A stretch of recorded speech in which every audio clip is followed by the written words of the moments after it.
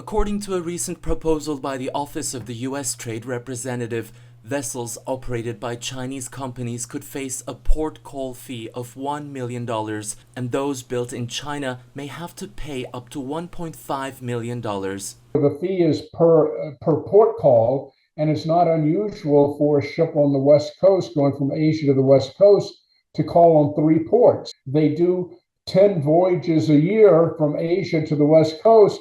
All of a sudden, you're looking at $105 million in fees for one vessel, which of course is ridiculous. In that those fees, that vessel would not continue to operate; it would just stop. A petition signed by dozens of groups representing U.S. importers and exporters, manufacturers, farmers, retailers, and ports have collectively argued that the proposal would hurt the overall American economy while reducing trade and worsening the trade deficit.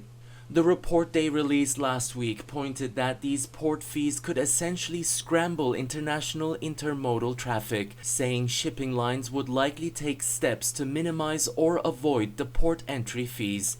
You would immediately have container operators change their deployment, immediately try and route cargo that is going to the U.S. over ports in Canada and Mexico.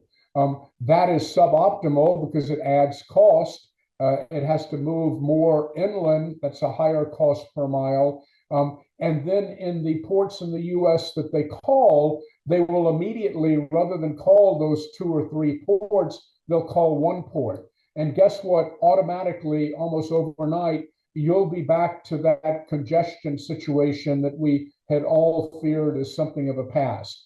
It was during the COVID-19 pandemic when more than 100 vessels lined up on the coastlines of Los Angeles, waiting for weeks to dock in for cargo, causing a spike in both shipping rates and delivery times.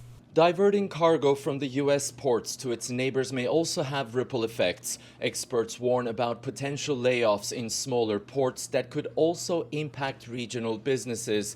But on a national level, they also warn that the additional costs associated with having to bring in more cargo through land from Mexico or Canada would not necessarily be absorbed by businesses, but by American consumers.